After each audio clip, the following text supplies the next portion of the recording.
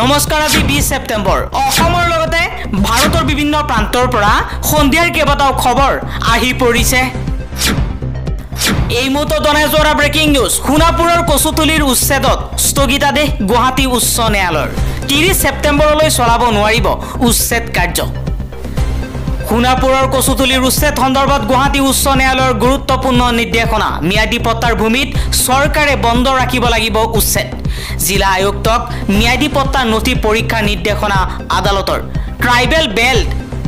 গঠন হোৱাৰ আগতে থকা লোকক কৰিব নোৱাৰিব উচ্ছেদ বন্ধ কৰা হৈছে উচ্চতম ন্যায়ালয়ৰ ইউটিউব চেনেল জাননী যোগে জনালে উচ্চতম ন্যায়ালয়ৰ ৰেজিষ্ট্ৰাৰে পুৱাৰ ভাগত শেষ হৈছিল উচ্চতম ন্যায়ালয়ৰ ইউটিউব চেনেল যাৰ বাবে জাননী যোগে ইউটিউব চেনেল বন্ধৰ ঘোষণা কৰা হৈছে দেশত দিনক দিনে বৃদ্ধি পাইছে অনুপ্ৰৱেশকাৰীৰ সমস্যা এবাৰ সৰব হৈ পৰিছে মুখ্যমন্ত্ৰী হিমন্ত বিশ্ব শৰ্মা মুখ্যমন্ত্ৰী শৰ্মাই কৈছে অসম হক বা ঝাৰখণ্ড হক সকলোৰে উমৈহতীয়া এক সমস্যা হৈছে অনাকাংক্ষিত বা অনুপ্ৰৱেশকাৰীৰ সমস্যা বৰ্তমানৰ ঝাৰখণ্ডৰ কংগ্ৰেছ জেএমএম চৰকাৰে এই বিষয়টোক প্ৰথমে অগ্ৰাহ্য কৰিছিল যদিও এতিয়া লাহে লাহে কিছু পৰিমাণে মানি লৈছে পৰিসংখ্যাই মিছা নকয় বুলি মন্তব্য কৰিছে মুখ্যমন্ত্ৰী হিমন্ত বিশ্ব শৰ্মাই ভাৰতীয় জনতা পাৰ্টিয়ে খিলঞ্জীয়াৰ সকলো প্ৰকাৰৰ অধিকাৰ সুনিশ্চিত কৰাত গুৰুত্ব প্ৰদান কৰি আহিছে বুলিও মন্তব্য কৰিছে হিমন্ত বিশ্ব শৰ্মাই উচ্ছেদৰ নামত সোণাপুৰত হত্যা কৰা হ'ল 3জনকৈ লোকক অসম আৰক্ষীয়ে ক'ৰ পৰা পালে ইমান অধিকাৰ এজন লোকে এবাৰ প্ৰশ্ন কৰিছে আৰু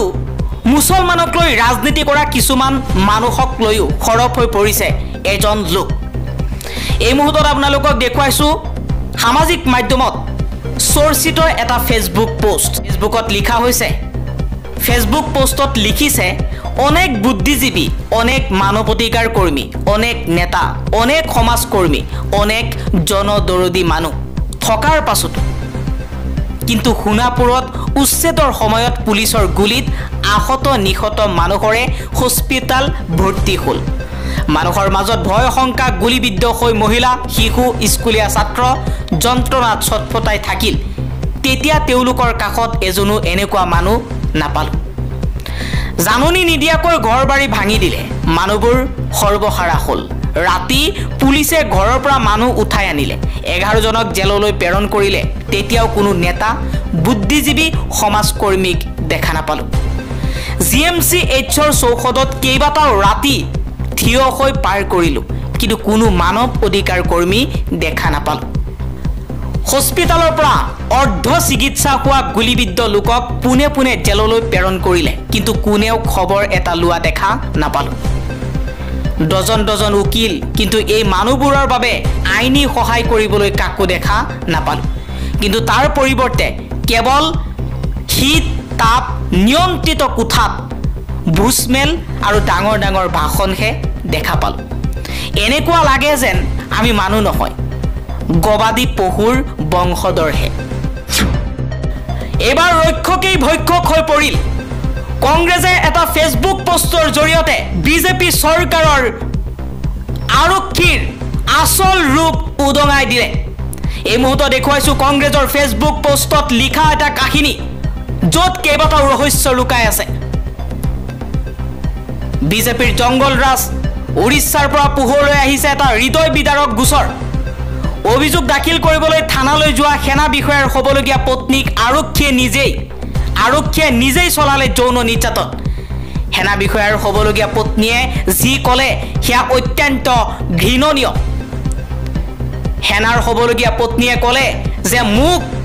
হাত ভৰি বান্ধি থানাত ৰখা হৈছিল কিছু সময়ৰ পাছত পুলিচ এজন আহি মোৰ আণ্ডাৰগাৰ্মেণ্ট খুলি বুকুত লাট মাৰিলে মই সহায় বিচাৰি চিঞৰি আছিলোঁ তেনেতে এজন আৰক্ষী বিষয়া আহিল মোৰ পেন খুলি তাৰ পিছত তেওঁৰ পেন খুলি নিজৰ ব্যক্তিগত অংশ দেখুৱাই ক'লে মনে মনে থাক উৰিষ্যাৰ নৰেন্দ্ৰ মোদীৰ চৰকাৰ আছে য'ত এই ধৰণৰ জংগল ৰাজ চলি আছে এগৰাকী মহিলাই সুৰক্ষা পোৱাৰ আশাত থানালৈ গৈছিল আৰু তাতেই তেওঁক যৌন নিৰ্যাতন চলোৱা হৈছে গুজৰাট মহাৰাষ্ট্ৰতো ইমান স্মাৰ্ট মিটাৰ লগোৱা নাই যিমান অসমত লগাইছে স্মাৰ্ট মিটাৰ লগোৱাৰ ফলত প্ৰতিটো ঘৰত বহু গুণে বিদ্যুৎ মাচুল বৃদ্ধি পাইছে বিধানসভাৰ বিৰোধী দলপতি দেৱব্ৰত শইকীয়াৰ এই মন্তব্য আজি ৰাজ্যৰ বিভিন্ন স্থানত প্ৰতিবাদ হোৱাৰ লগতে আজি বিৰোধীয়ে এপিডিচিএলৰ কাৰ্যালয় ঘেৰাও কৰাৰ সময়তেই বিভিন্ন প্ৰশ্ন উত্থাপন কৰিছে মোদীৰ ৰাজ্য গুজৰাটত নাই ইমান স্মাৰ্ট মিটাৰ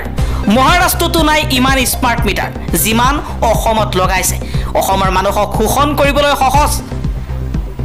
এটা বিষয় গাপ দিবলৈ আন এটা বিষয় উত্থাপন কৰে অসমৰ মুখ্যমন্ত্ৰীজনে গতিকে অসমৰ সকলো ৰাইজ ওলাই আহি স্মাৰ্ট মিটাৰৰ বিৰুদ্ধে প্ৰতিবাদ কৰিলেহে মুখ্যমন্ত্ৰী হিমন্ত বিশ্ব শৰ্মাই এই স্মাৰ্ট মিটাৰ পুনৰবাৰ উভতাই লৈ যাব অসমৰ ৰাইজ যদি একত্ৰিত নহয় তেনেহলে আদানী আম্বানীয়ে হিমন্ত বিশ্ব শৰ্মাৰ দ্বাৰাই আমাৰ অসমৰ মানুহৰ ওপৰত শোষণ কৰিব পুনৰ 4 দিনৰ বাবে আৰক্ষীৰ জিম্মালৈ বিশাল ফুকন কি হ'ব সুমি আৰু তাৰ্কিকৰ পুনৰ 4 দিনৰ বাবে আৰক্ষীৰ জিম্মালৈ গ'ল বিশাল ফুকন ট্ৰেডিং কেলেংকাৰীৰ মাষ্টাৰ মাইণ্ড 22 বছৰীয়া বিশাল ফুকনৰ জিম্মা আৰু 4 দিনৰ বাবে আৰক্ষীৰ হাতত অৰ্পণ কৰিছে ডিব্ৰুগড় জিলা আৰু অধিৱেশন আদালতে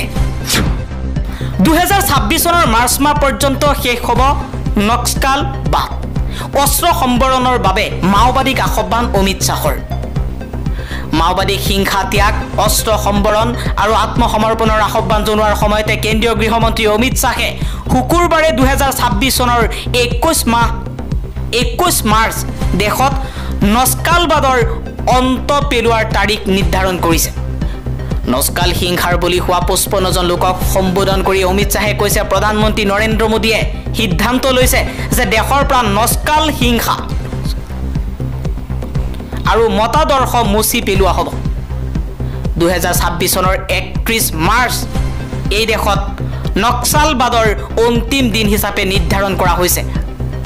মুছলমান যুৱতীৰ হৈতে হিন্দু যুৱকৰ অপকৰ্মৰ অভিযোগ শৃংখল চৰিহাৰ বিৰুদ্ধে এবাৰ গৰজি উঠিল সংখ্যালঘু সংগ্ৰাম পৰিষদৰ নেতা মুছাব্বিৰ আলী আহমেদে কৈছে ধৰ্ষণকাৰীৰ কোনো ধৰ্ম নাই